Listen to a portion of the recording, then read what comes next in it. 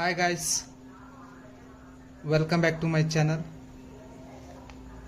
ಇವತ್ತಿನ ದಿನ ಸ್ಟೆನೋಗ್ರಾಫರ್ ಅಂದರೆ ಏನು, ಕ್ವಾಲಿಫಿಕೇಷನ್ ಏನಾಗಿರಬೇಕು, ಎಲ್ಲೆಲ್ಲಿ ಕಾಲ್ಫರ್ಮ್ ಆಗ್ತಾವ, ಮತ್ತು ACS ಅಂದರೆ ಏನು ಅಂತೇಳಿ ಫುಲ್ ಡೀಟೇಲ್ ಆಗಿ ಪ್ರತಿದಿನ ಅಥವಾ ವಾರದಲ್ಲಿ 3 ವಿಡಿಯೋಗಳನ್ನು ನಿಮಗೆ ಆಗ್ತಾ ಹೋಗ್ತೀನಿ. ನೀವು ಎಕ್ಸಲೆಂಟ್ ಸ್ಟೆನೋಗ್ರಾಫರ್ ಆಗ್ಬೋದು. ಅದು ಯಾವ ರೀತಿಯಾಗಿ ಅಂತಂದೇಳಿ ನಾನು ಡೈಲಿ ಅಥವಾ ವಾರದಲ್ಲಿ 3 ವಿಡಿಯೋ ಆಗ್ತಾ ಹೋಗ್ತೀನಿ.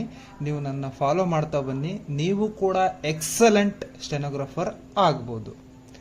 ಇವತ್ತಿನ ವಿಡಿಯೋದಲ್ಲಿ ಸ್ಟೆನೋಗ್ರಾಫರ್ ಅಂದರೆ ಏನು, ಸ್ಟೆನೋಗ್ರಾಫರ್ ಅಂತಂದರೆ ಡಿಸ್ಟ್ರಿಕ್ಟ್ ಕೋರ್ಟ್ಗಳಲ್ಲಿ ಕಾಲ್ಫರ್ಮ್ ಮಾಡ್ತಕ್ಕಂಥ ಹುದ್ದೆಗಳಾಗಿರ್ತವೆ. ಅದೇ ACS ಅಂದರೆ ಅಸಿಸ್ಟೆಂಟ್ ಕೋರ್ಟ್ ಸೆಕ್ರೆಟರಿ ಅಂತಂದೇಳಿ ಇದನ್ನು ಹೈಕೋರ್ಟಲ್ಲಿ ಮಾತ್ರ ಕಾಲ್ಫರ್ಮ್ ಮಾಡ್ತಾ ಹೋಗ್ತಾರೆ.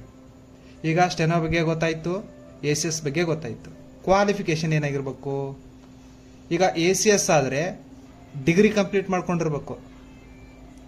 ಅದೇ ಸ್ಟೆನೋಗ್ರಾಫರ್ ಆದರೆ PUC ಕಂಪ್ಲೀಟ್ ಆಗಿರ್ಬೇಕು, ಪ್ಲಸ್ ಇಂಗ್ಲೀಷು ಮತ್ತು ಕನ್ನಡ ಸೀನಿಯರ್ ಗ್ರೇಡ್ ಕಂಪ್ಲೀಟ್ ಆಗಿರ್ಬೇಕು. ಸ್ಟೆನೋ ಮತ್ತು ಟೈಪಿಂಗು ಎರಡರಲ್ಲೂ ಕೂಡ ಸೀನಿಯರ್ ಗ್ರೇಡ್ ಕಂಪ್ಲೀಟ್ ಮಾಡ್ಕೊಂಡಿರ್ಬೇಕು. ಯಾವುದಕ್ಕೆ, ಡಿಸ್ಟ್ರಿಕ್ಟ್ ಕೋರ್ಟಲ್ಲಿ ಸ್ಟೆನೋಗ್ರಾಫರ್ ಕಾಲ್ಫರ್ಮ್ ಮಾಡ್ತಾರೆ. ಆ ಒಂದು ಹುದ್ದೆಗಳಿಗೆ ನೀವೇನು ಮಾಡಬೇಕಾಗುತ್ತೆ, PUC ಕಂಪ್ಲೀಟ್ ಮಾಡ್ಕೊಂಡಿರ್ಬೇಕು. ಇಂಗ್ಲೀಷ್ ಟೈಪಿಂಗು, ಇಂಗ್ಲೀಷ್ ಸ್ಟೆನೋ ಮತ್ತು ಕನ್ನಡ ಸ್ಟೆನೋ ಮತ್ತು ಕನ್ನಡ ಟೈಪಿಂಗು ಎರಡು ಕಂಪ್ಲೀಟ್, ಅದು ಸೀನಿಯರ್ ಗ್ರೇಡಲ್ಲಿ ಕಂಪ್ಲೀಟ್ ಮಾಡ್ಕೊಂಡಿರ್ಬೇಕು. ಅವರು ಮಾತ್ರ ಸ್ಟೆನೋಗ್ರಾಫರ್ ಹುದ್ದೆಗೆ ಅರ್ಜಿಯನ್ನು ಸಲ್ಲಿಸ್ಬೋದು. ಹಾಗೆ ACS ಅಂದರೆ ಏನು, ಇದು ಹೈಕೋರ್ಟಲ್ಲಿ ಮಾತ್ರ ಕಾಲ್ಫರ್ಮ್ ಆಗುವಂಥ ಹುದ್ದೆಯಾಗಿರುತ್ತೆ. ಈ ಒಂದು ಹುದ್ದೆಗೆ ಡಿಗ್ರಿ ಕಂಪ್ಲೀಟ್ ಮಾಡ್ಕೊಂಡಿರ್ಬೇಕು ಅಥವಾ ಡಿಪ್ಲೊಮಾವನ್ನು ಕಂಪ್ಲೀಟ್ ಮಾಡ್ಕೊಂಡಿರ್ಬೇಕು. ಅದರ ಜೊತೆಗೆ ಇಂಗ್ಲಿಷ್ ಸಬ್ಜೆಕ್ಟ್ ಸ್ಟೆನೋ ಮತ್ತು ಟೈಪಿಂಗ್ ಸೀನಿಯರ್ ಕಂಪ್ಲೀಟ್ ಆಗಿರ್ಬೇಕು. ಅವ್ರು ಮಾತ್ರ ಈ ಒಂದು ಹುದ್ದೆಗೆ ಅರ್ಜಿಯನ್ನು ಸಲ್ಲಿಸಬಹುದು. ಸ್ಟೆನೋಗ್ರಾಫರು ಎಲ್ಲ ಡಿಸ್ಟ್ರಿಕ್ಟ್ ಕೋರ್ಟ್ಗಳಲ್ಲಿ ಕಾಲ್ಫರ್ಮ್ ಮಾಡ್ತಾ ಹೋಗ್ತಾರೆ. ACS ಇದು ಹೈಕೋರ್ಟಲ್ಲಿ ಮಾತ್ರ ಕಾಲ್ಫರ್ಮ್ ಮಾಡ್ತಾ ಹೋಗ್ತಾರೆ. ACS ಅಂದರೆ ಅಸಿಸ್ಟೆಂಟ್ ಕೋರ್ಟ್ ಸೆಕ್ರೆಟರಿ ಅಂತಂದೇಳಿ, ಅಸಿಸ್ಟೆಂಟ್ ಕೋರ್ಟ್ ಸೆಕ್ರೆಟರಿ ಅಂತಂದೇಳಿ ಹುದ್ದೆಯ ಹೆಸರು. ಈಗ ನಿಮಗೆ ಕ್ವಾಲಿಫಿಕೇಶನ್ ಗೊತ್ತಾಯಿತು, ಎಲ್ಲೆಲ್ಲಿ ಕಾಲ್ಫರ್ಮ್ ಆಗುತ್ತೆ ಅಂತಂದೇಳಿ ಗೊತ್ತಾಯಿತು. ಇವತ್ತಿನ ವಿಡಿಯೋ ಬರೀ ನಿಮಗೆ ಸ್ಟೆನೋಗ್ರಾಫರ್ ಅಂದರೆ ಏನು, ಎಲ್ಲೆಲ್ಲಿ ಕಾಲ್ಫರ್ಮ್ ಆಗುತ್ತೆ, ನೆಕ್ಸ್ಟ್ ವಿಡಿಯೋ ಯಾವುದು ಬರುತ್ತೆ ಅಂತಾನೆ ನಾನು ಹೇಳ್ಕೊಡ್ತಾ ಹೋಗ್ತೀನಿ. ನೀವು ಎಕ್ಸಲೆಂಟ್ ಇಂಗ್ಲಿಷ್ ಶಾರ್ಟ್ ಹ್ಯಾಂಡ್ ಚಾನಲ್ಗೆ ಯಾರೆಲ್ಲ ಸಬ್ಸ್ಕ್ರೈಬ್ ಆಗಿಲ್ಲ, ಫಸ್ಟ್ ಸಬ್ಸ್ಕ್ರೈಬ್ ಆಗ್ರಿ. ನೀವು ಸಬ್ಸ್ಕ್ರೈಬ್ ಆಗೋದ್ರಿಂದ ಏನೂ ಕಳ್ಕೊಳ್ಳಲ್ಲ. ಬಟ್ ನೀವು ಸಬ್ಸ್ಕ್ರೈಬ್ ಆದರೆ ಇಲ್ಲಿಂದ ನಿಮಗೆ ವಾರದಲ್ಲಿ 3 ವಿಡಿಯೋಗಳು ಬರ್ತಾ ಹೋಗ್ತವೆ. ನಿಮ್ಮ ಸ್ಟೆನೋಗ್ರಫಿಯನ್ನು ಇಂಪ್ರೂವ್ ಮಾಡ್ತಾ ಹೋಗ್ತೀನಿ. ನೀವು ಕೂಡ ಎಕ್ಸಲೆಂಟ್ ಆಗಿ ಸ್ಟೆನೋಗ್ರಫಿಯನ್ನು ಕಲ್ತ್ಕೊಳ್ಬೋದು. ಇದಿಷ್ಟು ಗಮನದಲ್ಲಿ ಇಟ್ಕೊಳ್ರಿ. ಇಲ್ಲಿ ಸ್ಟೆನೋಗ್ರಫಿಯಲ್ಲಿ ಸ್ಟೆನೋಗ್ರಾಫರ್ ಆಗ್ಬೇಕಂತಂದ್ರೆ 3 ಪಾರ್ಟ್ಸ್ ಇದಾವೆ. ಈಗ ನಾನು ACS ಗಮನದಲ್ಲಿ ಇಟ್ಕೊಂಡು ಹೇಳ್ತಾ ಇದ್ದೀನಿ. ಅಂದರೆ ಹೈಕೋರ್ಟಲ್ಲಿ ಅಸಿಸ್ಟೆಂಟ್ ಕೋರ್ಟ್ ಸೆಕ್ರೆಟರಿ ಕಾಲ್ಫರ್ಮ್ ಆಗಿದೆ. ಆ ಒಂದು ಹುದ್ದೆಗೆ ಸಂಬಂಧಪಟ್ಟಂತೆ ಈ ಒಂದು ವಿಡಿಯೋದಲ್ಲಿ ಡೀಟೇಲ್ ಆಗಿ ಹೇಳ್ಕೊಡ್ತಾ ಹೋಗ್ತೀನಿ. ಇಲ್ಲಿ 3 ಪಾರ್ಟ್ಸ್ ಬರ್ತವೆ. ಫಸ್ಟ್ ಪಾರ್ಟ್ ಅಲ್ಲಿ ಟೈಪಿಂಗ್ ಕೇಳ್ತಾರೆ, second part stenographer, third one interview. ಇವು 3 ಪಾರ್ಟ್ಸ್ ಅನ್ನ ನೀವು ಕಂಪ್ಲೀಟ್ ಆಗಿ ನೀಟಾಗಿ ಎಕ್ಸಲೆಂಟ್ ಆಗಿ ನೀವೇನಾದ್ರು ಕಲ್ತ್ರೆ ಆರಾಮಾಗಿ ನೀವು ACS ಆಗ್ಬೋದು. ಇದು ಹೈಕೋರ್ಟಲ್ಲಿ ಮಾತ್ರ ಕಾಲ್ಫರ್ಮ್ ಆಗಿದೆ. ಇನ್ನೂ ಕೂಡ ಯಾರೆಲ್ಲ ಅರ್ಜಿಯನ್ನು ಸಲ್ಲಿಸಿಲ್ಲ ಅಂದರೆ ಈಗಲೇ ಹೋಗ್ಬಿಟ್ಟು ನೀವು ಅಪ್ಲಿಕೇಶನ್ ಸಬ್ಮಿಟ್ ಮಾಡ್ರಿ. 15ನೇ ತಾರೀಕು ಲಾಸ್ಟ್ ಡೇಟ್ ಇರುತ್ತೆ. ಗಮನದಲ್ಲಿಟ್ಕೊಂಡು ಆದಷ್ಟು ಅಪ್ಲಿಕೇಶನ್ ಅನ್ನು ಸಬ್ಮಿಟ್ ಮಾಡಿಬಿಡ್ರಿ. ಒಳ್ಳೆ ಸ್ಯಾಲ್ರಿ ಇದೆ. ಮುಂದೆ 8 ಪೇ ಆಯಿತು ಅಂದರೆ 1,20,000 ಪ್ಲಸ್ ಸ್ಯಾಲ್ರಿ ನಿಮಗೆ ಪ್ರತಿ ತಿಂಗಳು ಸಿಗ್ತಾ ಹೋಗುತ್ತೆ. ಅದಕ್ಕೋಸ್ಕರನೇ ನೀವು ಅರ್ಜಿಯನ್ನು ಸಲ್ಲಿಸಿ ಅಂತಂದೇಳಿ ನಾನು ಹೇಳ್ತಾ ಇರುವಂಥದ್ದು. ಇದರಲ್ಲಿ 3 ಪಾರ್ಟ್ಸ್ ಬರ್ತವೆ. ಫಸ್ಟ್ ಒನ್ನು ಟೈಪಿಂಗ್ ಅಂತ ಹೇಳಿ, ಸೆಕೆಂಡ್ ಒನ್ನು ಸ್ಟೆನೋ ಅಂತಂದೇಳಿ, ಥರ್ಡ್ ಒನ್ನು ಇಂಟರ್ವ್ಯೂ. ಇವು 3 ಕೂಡ ನೀವು ಪರ್ಫೆಕ್ಟ್ ಆಗಿ ಏನಾದರೂ ಕಲ್ತ್ಕೊಂಡ್ರೆ ಆರಾಮಾಗಿ ACS ಆಗ್ಬೋದು. ಈಗ 8 ಪೇ ಏನಾದರೂ ಆಯಿತು ಅಂದರೆ 1,20,000 ರೂಪಾಯಿ ನಿಮಗೆ ಪ್ರತಿ ತಿಂಗಳು ಸ್ಯಾಲ್ರಿ ಸಿಗ್ತಾ ಹೋಗುತ್ತೆ. ಇದು ಬಹಳ ಬೆಸ್ಟ್ ಸ್ಯಾಲ್ರಿಯನ್ನು ನೀವು ಪಡ್ಕೊಳ್ಬೋದು. ಈಗ ಒಂದೊಂದಾಗಿ ನೋಡ್ತಾ ಹೋಗೋಣ. ಫಸ್ಟ್ ಪಾರ್ಟ್ ಬಂದ್ಬಿಟ್ಟು ಟೈಪಿಂಗು. ಈ ಒಂದು ಟೈಪಿಂಗಲ್ಲಿ ನೀವು 40 ವರ್ಡ್ಸ್ ಪರ್ ಮಿನಿಟ್ ಇಂದ 50 ವರ್ಡ್ಸ್ ಪರ್ ಮಿನಿಟ್ ವರೆಗೂ ನೀವು ಪ್ರಾಕ್ಟೀಸ್ ಮಾಡಬೇಕು. ಪ್ರಾಕ್ಟೀಸ್ ಮೇಕ್ಸ್ ಮ್ಯಾನ್ ಪರ್ಫೆಕ್ಟ್ ಅಂತಂದೇಳಿ ಕೇಳಿದಿರಿ. ಪ್ರಾಕ್ಟೀಸ್ ಮಾಡ್ತಾನೆ ಇರಬೇಕು, ಡೈಲಿ ಮಾಡಬೇಕು. ಡೈಲಿ 1 ಅವರ್ ಅನ್ನು ನೀವು ಸ್ಪೆಂಡ್ ಮಾಡಲೇಬೇಕು. 1 ಅವರ್ ಟೈಪಿಂಗ್ ಸ್ಪೆಂಡ್ ಮಾಡಬೇಕು. ಅದರಲ್ಲಿ ಏನೇನು ಮಾಡಬೇಕು 1 ಅವರಲ್ಲಿ ಅಂತಂದರೆ, ಜಡ್ಜ್ಮೆಂಟ್ಸ್ಗಳನ್ನು ಪ್ರಾಕ್ಟೀಸ್ ಮಾಡಬೇಕು, ರಿಪೋರ್ಟ್ಸನ್ನು ಪ್ರಾಕ್ಟೀಸ್ ಮಾಡಬೇಕು, ಹಾಗೆ ಪ್ರೇಸಸ್ ಇರ್ತಾವ, ಅವು ಸ್ಟೆನೋಗ್ರಫಿ ತಕ್ಕಂಗೆ ಪ್ರೇಸಸ್ಗಳಿದ್ದಾವೆ, ಅವನು ಕೂಡ ಪ್ರಾಕ್ಟೀಸ್ ಮಾಡ್ತಾ ಹೋಗ್ಬೇಕು. ಸೆಕೆಂಡ್ ಒನ್, ವೊಕ್ಯಾಬ್ಯುಲರಿಯನ್ನು ಇಂಪ್ರೂವ್ ಮಾಡ್ಕೋಬೇಕು. ವೊಕ್ಯಾಬ್ಯುಲರಿ ಅಂತಂದರೆ, ಈಗ ಒಂದು ವರ್ಡ್ ಇರುತ್ತೆ ಇಂಗ್ಲೀಷಲ್ಲಿ, ಅದರ ಅರ್ಥ ಗೊತ್ತಿರ್ಬೇಕು ನಿಮಗೆ. ಗೊತ್ತಿಲ್ಲ ಅಂದರೆ ಇಲ್ಲಿ ಸ್ಟೆನೋಗ್ರಾಫರ್ ಆದರೆ ನೀವು ವೇಸ್ಟ್. ಅದಕ್ಕೋಸ್ಕರನೇ ಇಂಗ್ಲೀಷಲ್ಲಿ ನಿಮ್ಮದು ಎಷ್ಟು ಸಾಧ್ಯ ಆಗುತ್ತೋ ಅಷ್ಟು ಹಿಡಿತವನ್ನು ನೀವು ಸಾಧಿಸಬೇಕಾಗುತ್ತೆ. ವೊಕ್ಯಾಬ್ಯುಲರಿಯನ್ನು ಇಂಪ್ರೂವ್ ಮಾಡ್ಕೋಬೇಕು.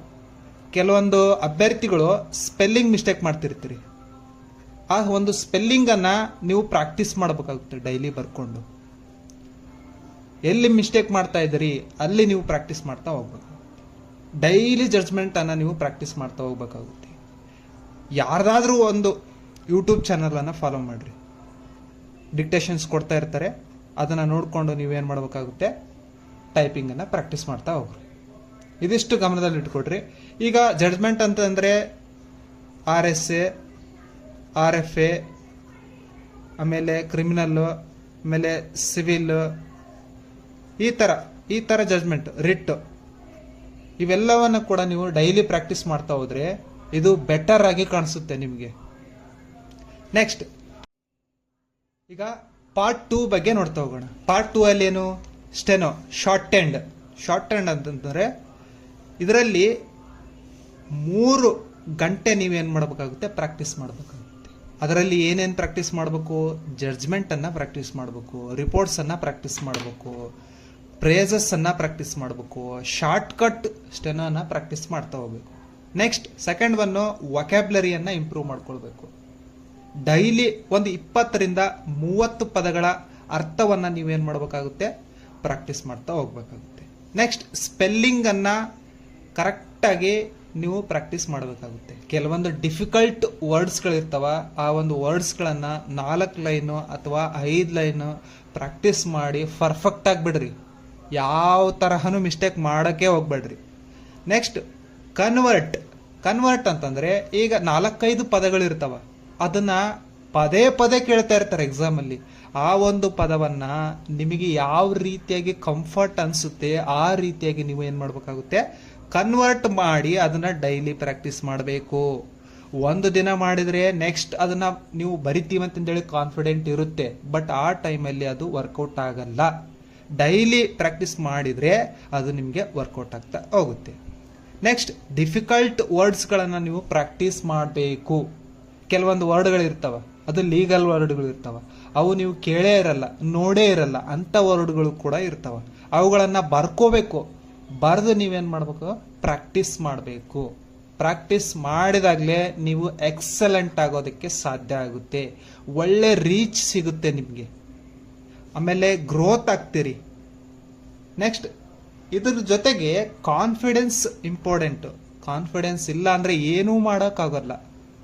ACS ಆಗಬೇಕಂದ್ರೆ ಕಾನ್ಫಿಡೆನ್ಸ್ ಇರಬೇಕು, ಗ್ರೋತ್ ಇರಬೇಕು, ಡಿಫಿಕಲ್ಟ್ ವರ್ಡ್ಗಳನ್ನು ನೀವು ಬರಿತಾ ಹೋಗ್ಬೇಕು, ಕನ್ವರ್ಟ್ ಮಾಡೋದನ್ನು ಕಲಿಬೇಕು, ಸ್ಪೆಲ್ಲಿಂಗ್ ಮಿಸ್ಟೇಕ್ ಆಗೋದನ್ನು ನೀವು ತಡಿಬೇಕು, ವೊಕ್ಯಾಬ್ಯುಲರಿಯನ್ನು ಇಂಪ್ರೂವ್ ಮಾಡ್ಕೋಬೇಕು. ಪ್ರಾಕ್ಟೀಸ್ 3 ಅವರ್ ಮಾಡಬೇಕು ನೀವು ಡೈಲಿ.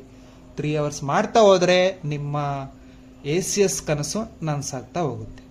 ಟೈಪಿಂಗ್ನು ಇಂಪಾರ್ಟೆಂಟ್ ಆಗಿರುತ್ತೆ, ಸ್ಟೆನೋನು ಇಂಪಾರ್ಟೆಂಟ್ ಆಗಿರುತ್ತೆ, ಕಾನ್ಫಿಡೆನ್ಸ್ ಕೂಡ ಇಂಪಾರ್ಟೆಂಟ್ ಆಗಿರುತ್ತೆ. ಇಲ್ಲಿ ಯಾರಾದರೂ ಒಬ್ರು ಒಂದು ನೌಕರಿ ಪಡಿಬೇಕಂತಂದ್ರೆ ಮಿಲ್ಕ್ ಇರಬೇಕಾಗುತ್ತೆ. ಏನು ಹೇಳ್ರಿ, ಮಿಲ್ಕ್ ಇರಬೇಕಾಗುತ್ತೆ.